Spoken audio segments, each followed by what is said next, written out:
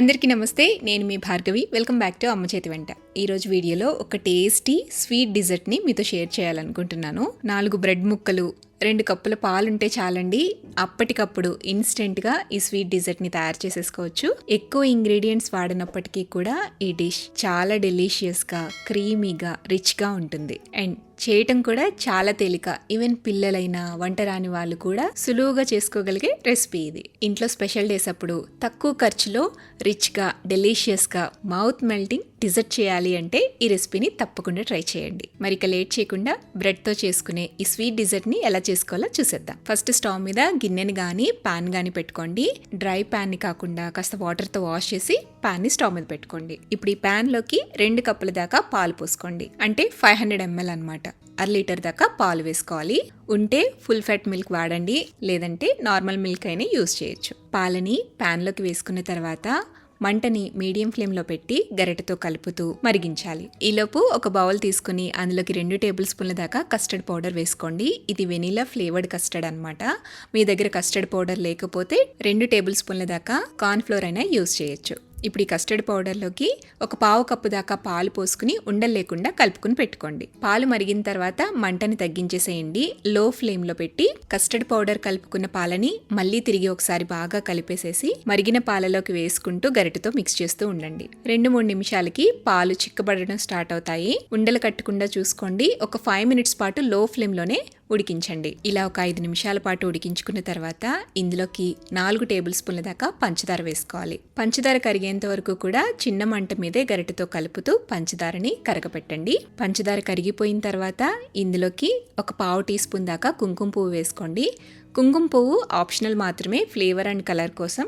ఇది లేకపోతే స్కిప్ చేసినా ఏం కాదు. కుంకుమ పువ్వుతో పాటుగా 1/2 టీ స్పూన్ దాకా యాలకుల పొడి కూడా వేసి బాగా కలపండి. ఇలా ఒక 2-3 నిమిషాల పాటు చిన్న మంట మీద ఉడికించిన తర్వాత దించే ముందుగా ఇందులోకి సన్నగా తరిగిన బాదం అలాగే పిస్తా పలుకులు వేసుకోవాలి. 1 టేబుల్ స్పూన్ దాకా సన్నగా తరిగేసేసి డ్రై ఫ్రూట్స్ని వేసేసేయండి. ఇప్పుడు మొత్తం అంతా కూడా బాగా కలిపేసేసి స్టవ్ ఆపి ప్యాన్ పక్కకు దించుకుని పూర్తిగా చల్లారిపోనివ్వాలి. ఈ కస్టర్డ్ మిల్క్ అనేది చల్లారిన తర్వాత బాగా థిక్గా అనిపిస్తే కొద్దిగా కాచి చల్లారి పెట్టుకున్న పాలని వేసుకుని కన్సిస్టెన్సీని అడ్జస్ట్ చేసుకోవచ్చు. చూడండి, మొత్తానికైతే చల్లారిన తర్వాత ఈ కన్సిస్టెన్సీ ఉండాలన్నమాట. ఇలా తయారు చేసుకున్న కస్టర్డ్ మిల్క్ని పక్కన పెట్టేసేయండి. ఇప్పుడు నెక్స్ట్ ప్రాసెస్ ఏంటో చూద్దాం. 6 నుంచి 8 దాకా బ్రెడ్ స్లైసెస్ తీసుకోవాలి. బ్రెడ్ కి ఉండే బ్రౌన్ పార్ట్ ని తీసేసేయాలి. ఇక్కడ చూపిస్తున్నట్టుగా ఇలా 4 సైడ్స్ కూడా కట్ చేసేసుకుని ఒక్కొక్క బ్రెడ్ ని 4 ముక్కల కింద కట్ చేసుకుని పెట్టుకోండి. ఇప్పుడు స్టవ్ మీద ప్యాన్ పెట్టుకుని ప్యాన్ లోకి 2 to 3 టేబుల్ స్పూన్స్ దాకా నెయ్యి కానీ ఆయిల్ని కానీ వేసుకోండి. నేతిలో వేసుకుంటే మీకు ఆ నెయ్యి ఫ్లేవర్తో ఈ డిజర్ట్ ఇంకా టేస్టీగా ఉంటుంది. సో నేతిలోనే నేను ఈ బ్రెడ్ స్లైసెస్ని వేయిస్తున్నాను. ప్యాన్కి పట్టే విధంగా కొద్దిగా బ్రెడ్ స్లైసెస్ని 2 సైడ్స్ కూడా తిప్పుకుంటూ లైట్ గోల్డెన్ బ్రౌన్ షేడ్ వచ్చేంత వరకు రోస్ట్ చేసుకోవాలి. ఇలాగే మొత్తం బ్రెడ్ స్లైసెస్ అన్నిటినీ కూడా రోస్ట్ చేసుకుని పక్కకు తీసుకోవాలండి. నెయ్యి అయిపోతూ ఉంటే కనుక మీరు కొద్దిగా యాడ్ చేసుకుంటూ రోస్ట్ చేసేసేయచ్చు. ఇలా అన్ని బ్రెడ్ ముక్కల్ని కూడా వేయించేసుకుని పక్కకు తీసుకోండి. ఇప్పుడు మళ్ళీ స్టవ్ మీద ఒక గిన్నెని కానీ ప్యాన్ కానీ పెట్టుకోండి. ఇప్పుడు ఈ ప్యాన్లోకి 1/2 కప్పు దాకా పంచదార వేసుకోవాలి. అలాగే 1/2 కప్పు దాకా నీళ్లు కూడా వేసుకోవాలి. ఈ పంచదార పూర్తిగా కరిగేంత వరకు కూడా మంటని మీడియం ఫ్లేమ్లో పెట్టి స్పూన్తో మిక్స్ చేస్తూ పంచదారని కరగనివ్వండి. పంచదార కరిగితే సరిపోతుంది, పాకమేం రావాల్సిన పని లేదు. పంచదార కరిగిన తర్వాత ఇందులోకి జస్ట్ 1 టేబుల్ స్పూన్ దాకా గులాబీ రెక్కలు వేసుకోండి. నేను ఇక్కడ డ్రై పెటల్స్ వాడుతున్నాను. మీ దగ్గర కనుక ఫ్రెష్ పెటల్స్ ఉంటే అవైనా వాడచ్చు. అలాగే 1 టీ స్పూన్ దాకా రోజ్ వాటర్ని కూడా వేస్తున్నానండి. ఈ రోజ్ ఎసెన్స్ వేయటం వల్ల మన డిష్ అనేది మంచి ఫ్లేవర్ఫుల్గా, టేస్టీగా తయారవుతుంది.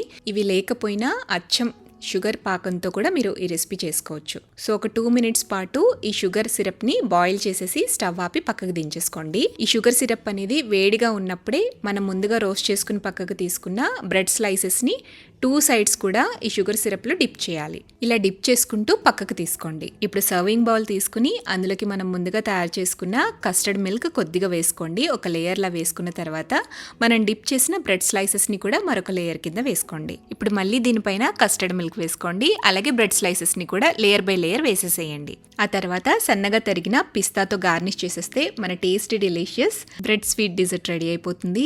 ఒక 10-15 మినిట్స్కి డిజర్ట్ని సర్వ్ చేసేసుకోవచ్చు. అయితే ఈ రోస్ట్ చేసిన బ్రెడ్స్ అనేవి కంప్లీట్గా కస్టర్డ్ మిల్క్లోకి డిప్ అవ్వకూడదండి. కాస్త క్రిస్పీనెస్ ఉండాలన్నమాట మనం తినేటప్పుడు. అప్పుడు టేస్ట్ చాలా బాగుంటుంది. మీకు ఇష్టమైతే ఈ డిజర్ట్ని ఫ్రిడ్జ్లో కొంచెం సేపు చిల్లవనిచ్చి చల్లచల్లగా కూడా సర్వ్ చేసుకోవచ్చు. బట్ ఫ్రెష్గా సర్వ్ చేసుకుంటే ఆ dessert flavour, taste and texture అంతా కూడా కరెక్ట్గా ఉంటుంది. చాలా బాగుంటుందండి. ది బెస్ట్ బ్రెడ్ డిజర్ట్ అని చెప్తాను నేనైతే.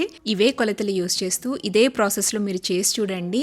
ఒక ప్రీమియం 5 స్టార్ హోటల్లో డిజర్ట్ని ఎంజాయ్ చేసినట్టు ఉంటుంది. ఇంకా చెప్పాలంటే ఇన్ని ఫ్లేవర్స్ కలిసిన ఒక మంచి డిజర్ట్ దొరకాలి అంటే మీకు చాలా కష్టం. స్వీట్ లవర్స్ అయితే డెఫినెట్గా లైక్ చేసేస్తారు. మరి మీరెప్పుడు ఇంట్లో ఈ డిజర్ట్ని ట్రై చేస్తున్నారు? ట్రై చేశాక టేస్ట్ చేసిన తర్వాత మీ ఫీడ్బ్యాక్ని నాతో షేర్ చేయడం మర్చిపోవద్దు. ఈ వీడియో నచ్చితే లైక్ చేయండి, మీ ఫ్రెండ్స్కి రిలేటివ్స్కి షేర్ చేయండి. మరిన్ని టేస్టీ సింపుల్ క్విక్ రెసిపీస్ కోసం అమ్మ చేతి వంట ఛానల్ని సబ్స్క్రైబ్ చేయండి.